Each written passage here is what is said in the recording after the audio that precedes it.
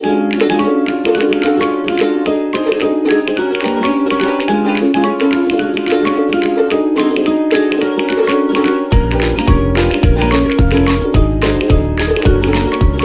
Friends, केम छो?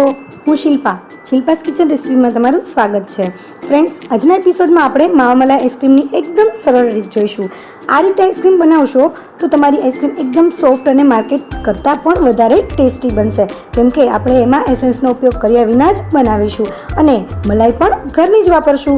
તો વિડીયોને છેલ્લે સુધી જોજો, જેથી તમારી આઈસ્ક્રીમ પણ એકદમ ટેસ્ટી બને। તો ફ્રેન્ડ્સ, રેસીપી જોઈએ પહેલાં તમને એક રિક્વેસ્ટ છે કે જો તમે મારી ચેનલને હજી સુધી સબસ્ક્રાઈબ નથી કર્યું તો નીચે જે લાલ કલરનું સબસ્ક્રાઈબ આપેલું છે તેને પ્રેસ કરીને બાજુમાં જે બેલ આવે તેને પ્રેસ કરી અને ઓલ પ્રેસ કરી લેજો, જેથી મારા નવા બધા જ વિડીયોની નોટિફિકેશન તરત મળી રહે। આ બિલકુલ ફ્રી છે અને હું હંમેશા આવી નવી રેસિપીસના વિડીયો લાવતી રહું છું। અને જો તમારું સબસ્ક્રાઈબ ગ્રે કલરનું છે તો તમે પહેલેથી સબસ્ક્રાઈબ કરેલું છે। ફ્રેન્ડ્સ, હવે સૌથી પહેલાં આપણે એક પેનમાં તમારે જેમાં પણ બનાવવું હોય આઈસ્ક્રીમનું બેટર, એની અંદર આપણે દૂધ લઈશું। અત્યારે થોડું જ દૂધ એની અંદર એડ કરીશું। આમ તો જો કે આપણે અડધો લીટર દૂધ લેવાનું છે, પરંતુ અત્યારે થોડું દૂધ એડ કરી દઈએ અને એની અંદર 2 ટીસ્પૂન જેટલો કોર્નફ્લોર એડ કરી દઈએ। ફ્રેન્ડ્સ, તમારે કોર્નફ્લોર એડ ના કરવો હોય અને ફરાળી બનાવવી હોય તો તમે એમાં તપકીટ એડ કરી શકો છો।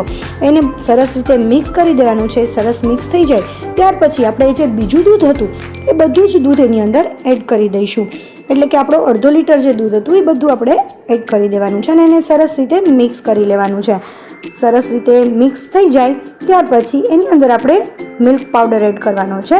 મિલ્ક પાવડર લગભગ 8 ચમચી જેટલો milk powder, 1/4 cup milk powder લેવાનો છે અને ઘરની આપણે ચમચી યુઝ કરતા હોય તો 8 ચમચી જેટલો મિલ્ક પાવડર લેવાનો છે। મિલ્ક પાવડરને આપણે સરસ રીતે મિક્સ કરી દઈએ અને ત્યાર પછી એની અંદર આપણે ખાંડ ઉમેરવાની છે। ખાંડ અત્યારે હું 1/4 કપ ઉમેરું છું।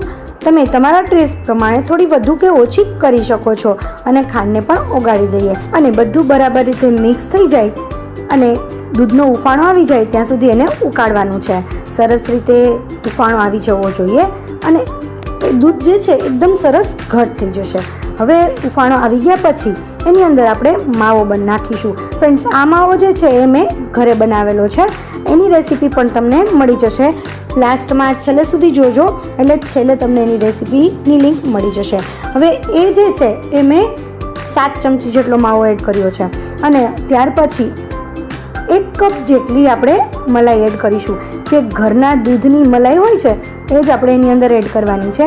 બહારથી કોઈ મલાઈ લેવાની જરૂર નથી અને મલાઈને પણ સરસ મિક્સ કરી લેશું અને એને ઉકાળી લેવાની છે। જ્યાં સુધી આ રીતે અડધું થઈ જાય ત્યાં સુધી એને ઉકાળવાનું છે। ત્યાં સુધી ઉકાળીશું એટલે આપણું દૂધ પણ એકદમ સરસ ઘાટું થઈ જશે।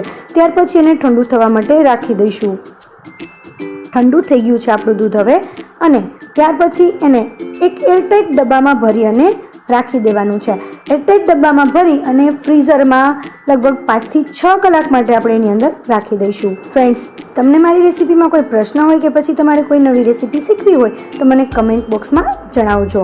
હવે ફ્રેન્ડ્સ, આપણે લગભગ 7 કલાક પછી ચેક કરીએ છીએ। સરસ આપણી આઈસ્ક્રીમ જામી ગઈ છે। હવે એને આપણે એક બાઉલમાં લઈ લઈએ। અત્યારે હું બાઉલમાં લઉં છું કારણ કે હું બીટરનો યુઝ કરવાની છું એટલા માટે। જો તમારી પાસે બીટર ન હોય તો તમે મિક્સરમાં પણ આને કરી શકો છો। તો તમારે ડાયરેક્ટ મિક્સરમાં જ એને લઈ લેવાનું છે અને મિક્સરમાં ક્રશ કરી લેવાનું છે। આ રીતે એકદમ ઠંડુ હોય ત્યાં જ સરસ રીતે મિક્સ કરી લેવાનું છે। હવે ઘણી વખત એવું બનતું હોય છે કે આપણી આઈસ્ક્રીમમાં આઈસ ક્રિસ્ટલ થઈ જતા હોય છે, તો એનું કારણ છે કે જ્યારે આપણે એને ફરીથી બીટ કરીએ છીએ ત્યારે સરખી રીતે બીટ થયેલી નથી હોતી, એટલા માટે આઈસ ક્રિસ્ટલ થઈ જતા હોય છે। એટલે તમારે ખાસ ધ્યાન રાખવાનું છે, એકદમ સરસ રીતે બીટ કરવાની છે। ત્યાર પછી ફરીથી એની અંદર આપણે અડધો કપ મલાઈનો એડ કરીશું।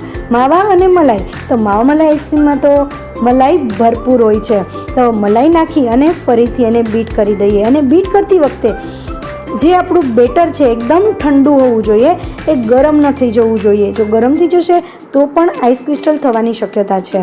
તો હવે એની અંદર આપણે ફરીથી થોડો ઉપર માવો એડ કરીએ, કારણ કે માવા મલાઈ આગળ કીધું એમ તમને કે એમાં અને અત્યારે જે માવો છે એ નાખવાથી જે માવાની કણકી ખાવામાં આવશે ને એ પણ ખૂબ જ ટેસ્ટી લાગશે। તો માવો નાખ્યા પછી થોડું એવું મિક્સ કરી લઈએ, બહુ વધારે વાર ફેરવવાનું નથી। હવે મિક્સ થઈ ગયા પછી એને આપણે એક એરટાઇટ ડબ્બામાં ભરી લેવાનું છે। હવે ફ્રેન્ડ્સ, તમારી પાસે એરટાઇટ ડબ્બો ના હોય તો એને કઈ રીતે એરટાઈટ કરવો એ પણ હું તમને હમણાં બતાવીશ. મારો આ ડબ્બો જે છે એ એરટાઈટ નથી, તો એને એરટાઈટ કઈ રીતે કરવો એ આપણે જોઈ લઈએ. હવે આપણું જે બેટર છે બધું જ એની અંદર એડ કરી દઈએ. એરટાઈટ કરવા માટે આ રીતે કોઈ પણ પ્લાસ્ટિકની બેગ હોય એ એની ઉપર રાખી દેવાની છે. આવી પ્લાસ્ટિકની બેગ તો ઘણી બધી આપણા ઘરમાં હોય જ છે. અને ત્યાર પછી એના ઉપર ઢાંકણું ઢાંકી દેવાનું છે. અને હવે આને આપણે ફ્રીઝરમાં લગભગ 8 થી 10 કલાક માટે રાખવાની છે. હવે 8 થી 10 કલાક થઈ ગઈ છે અને ચેક કરી લઈએ કે આપણી આઈસ્ક્રીમ કેવી બની છે. તમે જુઓ, સરસ જામી ગઈ છે અને સાઈડમાંથી તો પીગળી પણ ગઈ છે. હવે આપણે એને સર્વ કરી લઈએ. જુઓ છો ને તમે, એકદમ સોફ્ટ બની છે, જરાય પણ આઈસ ક્રિસ્ટલ નથી અને બહાર જેવી ટેસ્ટી પણ બની છે. તમે એક વખત બનાવીને ટેસ્ટ કરજો, બહારની આઈસ્ક્રીમ ખાવાનું ભૂલી જશો. ફ્રેન્ડ્સ, તમને મારી રેસીપી કેવી લાગી એ મને કમેન્ટ કરીને જરૂર કહેજો. આમ તો જો કે તમે અહીંયા સુધી જોઈ છે તો તમને જરૂર ગમી હશે, તો એક લાઇક આપી દેજો અને સબસ્ક્રાઈબ ના કર્યું હોય તો આવી જ નવી નવી વાનગી જોવા માટે ચેનલને સબસ્ક્રાઈબ પણ કરી લેજો. Thank you for watching. Next recipe સાથે ફરીથી મળીશું. ત્યાં સુધી બાય બાય.